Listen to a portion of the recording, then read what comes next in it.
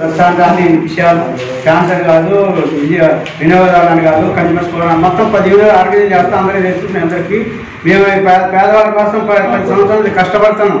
శ్రీనివాస్ నగర్లో చెప్పారు. ఆడియో గారు కూడా మనకి ఫుల్ కోఆపరేషన్, చాలా మంచి వ్యక్తి నరసింహరావు గారు చెప్పారు కదా. ఏది మన పొంగిరెడ్డి శ్రీనివాస్ రెడ్డి గారు అందరూ మాకు సహకారం అందిస్తాను. ఈ మధ్యలోనే పోలీస్ డిపార్ట్మెంట్ మాకు సహకారం అందించాలి. మేము పోలీసు కేసు పెట్టినామని మేము రాత్రి పోవాలి కూడా కష్టపడి చాలా కష్టపడి ప్రోక్లైన్ పెట్టి అన్నీ తీసుకొని ఎంతో కష్టపడి 10,000 5,000 అట్లా ఎంత కష్టపడి పేదవాళ్ళు శ్రమజీవులు కష్టపడి చేస్తే నైట్ మేము 10 రోజులు మర్చిపోయిన 10 రోజులు కాపలా ఉన్నామండి. నైట్ 40 మందిని 35 మందిని అట్లా పంపించాడు దౌర్జన్యంగా శ్రీనివాసరావు. మేము కాపలా కాసి 5 రోజులు ఒకరోజు ఏం పర్లేదు అనుకున్న టైంలో కూల్చివేయడం జరిగింది. నేను ఒక 50 మంది కూడా పేదవాళ్ళకి సార్ ద్వారా నాగేశ్వర ద్వారా ఇప్పించాం. పేదవాళ్ళు చాలా పేదవాళ్ళు అందరూ మొత్తం 185 మంది ఉన్నారు. మా సహకారం ఏంటంటే తొందరగా మాకు పొంగిరెడ్డి శ్రీనివాసరెడ్డి గారు కానీ అధికారులు కానీ తొందరగా ఆర్డీఓ గారు ఎంఆర్ఓ గారు మాకు చాలా ఫుల్ కోఆపరేషన్ ఇస్తున్నారు. చాలా పేదవాళ్ళు కాబట్టి మాకు తొందరగా వచ్చే ఏర్పాటు చేయాలి. ఇక వారం రోజుల నుంచి అందరూ వచ్చారు. అప్పుడు అందరూ వస్తున్నారండి. 80 బేస్మెంట్లు కట్టాం, 30-40 ఇళ్ళు కట్టాం. కానీ అనుకోకుండా నైట్ కూలగొట్టాం. అసలు ఆయన ఎవరు అది సంబంధం లేదు. ఆ ప్రభుత్వం ఇచ్చిందిగా 303, 304 ఇచ్చారు. వాళ్ళకి సంబంధం లేదు. అమృత్ సింగ్ ఎవరు అసలు అమృత అయిపోయి మేమెంతో కష్టపడి తిరిగి అట్లా చేస్తాంటే ఇది మాకు కొద్దిగా అందరూ కూడా సహకారం అందించి అందరూ మాకు తొందరగా ఇల్లు కట్టి ఇల్లు ఇల్లు కూడా వచ్చినాయి కాబట్టి కొంత అందరూ కూడా సహకారం ఇచ్చి అందరూ మాకు సహాయకారం అందించాలి. ఇంకో విషయం అండి, వనం శ్రీనివాస్ గారు, నరసింహరావు గారు, కుమార్ గారు రాసుకోండి. వనం శ్రీనివాస్ గారు, రమేష్ గారు, నరసింహరావు గారు, కుమార్ గారు, వంగర్ శ్రీ మొత్తం ఒక 10 మంది మొత్తం తిరిగి ఒక 180 మందిలో ఈ 15 మంది బాగా తిరిగి మొత్తం అందరికీ ఇవ్వడం జరిగింది. అన్ని డిపార్ట్మెంట్లు ఆడియో గారికి మాకు తొందరగా ఇవ్వాలని మాకు సహకారం నుంచి ఎంఆర్ గారు తొందరగా పర్మిషన్ ఇచ్చే ఎప్పుడో వచ్చినాయి కానీ మళ్ళీ ఒకసారి తీసుకుంటే మంచిదని అందరూ అడుగుతున్నారు కాబట్టి మనం ఇవ్వడం జరుగుతుంది. ఇవ్వాల్సిందిగా మనం ప్రత్యేక తరఫున కోరుతున్నాం. వాళ్ళకి సంబంధం లేదు, అమృత్ సింగ్ లేదు, ఎవరు రియల్ ఎస్టేట్ ఎవరు కూడా రావడానికి లేదు. వచ్చిన మాత్రం చర్య తీసుకుంటారు. పోలీస్ డిపార్ట్మెంట్ ఉన్నది, వాళ్ళు ఉన్నారు, ఇస్తామని చెప్పారు. ప్రొటెక్షన్ ఇవ్వాల్సిందిగా కోరుతున్నాం అందరికీ. మాకు ప్రాణభయం ఉంది. నైట్ 10 రోజులు మేము కాపలా కాసామండి ఒక 6 నెలల క్రితం. ఆ ప్రాణభయం ఉంది కాబట్టి అమృత్ శ్రీనివాసరావు తొందరగా అరెస్ట్ చేయమని ప్రత్యేక ముఖంగా కోరుతున్నాం. అరెస్ట్ చేయాలా, బయట రానివద్దు. అది మీకు కోరుకోలేదు అందరి తరఫున. ఒక 10 మంది మేము సహాయం మొత్తం తిరిగామండి. అందరికీ నమస్కారం.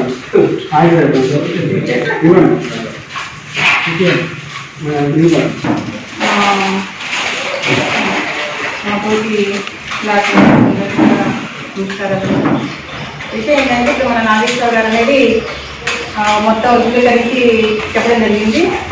అలాగే రామారావు గారు కూడా చెప్పారు. అయితే ఇందులో సమస్య ఏంటంటే ఫస్ట్ నుండి కూడా ఈ రోజులు ఎందుకు ఆగారు అని చెప్పేసి మరి ఇంత వ్యాప్యం జరిగింది కదా అంటారు. కానీ మేము కంటిన్యూషన్లోనే ఉన్నామండి. అయితే మేము మాకు ప్లాట్ ఇచ్చిన దగ్గర నుంచి కూడా చెత్త చెట్లు పెరుగుతూ ఉంటే ప్రతి సంవత్సరం కూడా 1,000 రూపాయలు కలెక్ట్ చేసుకొని దాన్ని ఆ చెట్లు కొట్టించడం జరుగుతుంది. కానీ మాకు ఇచ్చింది ప్లాట్ ఏంటంటే గుంటలు. దీనివల్ల మేము ముందుకు వెళ్ళలేకపోయాం, కట్టుకోలేకపోయాం. చాలా ఆర్థికంగా ఉన్నాము. ఎందుకంటే ఇల్లు కట్టుకోవడానికి స్తోమత లేదు. ఇప్పుడు నాయకులు చెప్పినట్టు లేక అలా జాబులు చేసుకుంటారు. ఇప్పుడు ఏంటంటే రెంట్లకు ఉండలేని పరిస్థితి. సార్ అందరూ ఏదో విధంగా అందరూ ఇప్పుడు చెప్పినట్లు కబ్జా చేస్తున్నారు కనుక ఇక మనం ఏదో ఒక చిన్న రేకులు లాంటివి వేసుకుందాము అన్న ఉద్దేశంతో మేము ముందుకు వచ్చి అది ప్లాట్ క్లీన్ చేయించడానికి 2 లక్షల రూపాయలు అయ్యాయి మా అందరికి కలిపి. తర్వాత మేమేం చేస్తున్నాము, దాన్ని ఇల్లు వేసుకున్నాము, మొదలుపెట్టిన తర్వాత బేస్మట్టాలు కట్టుకున్నామండి. బేస్మట్టాలు కట్టుకుంటే వచ్చి 70 బేస్మట్టాలు కట్టుకుంటూ కూలగొట్టేశారు. మళ్ళీ కూలగొట్టిన తర్వాత సిఐ గారు అన్నారు. సిఐ గారు చెప్తూ ఒకరోజు తీసుకెళ్ళి స్టేషన్లో పెట్టారు. ఆ శ్రీనివాస్ గారు అనే ఒక అతనే కూలగొట్టారని కొంచెం ఇన్ఫర్మేషన్ వస్తే చెప్పాము. అతను తీసుకెళ్ళి పెట్టారు. అతను ఒకరోజు ఒక పూట ఉన్నారండి, బయటకు వచ్చేసారు. తర్వాత ఏమైంది, మళ్ళీ ఆగారు. సిఐ గారు ఏం చెప్పారు, మీకేం పర్వాలేదు, మాది హామీ, మేము మీకు హామీ ఇస్తున్నాం, మీరు కట్టుకోండి, మిగతా వాళ్ళు కట్టుకోండి, ఇప్పుడు కూలిపోయినా కట్టుకోండి అన్నారు. అంటే మళ్ళీ 2 లక్షలు పెట్టి కట్టుకున్నామండి. ఇప్పుడు నా దగ్గర ఉన్నాయి అవి.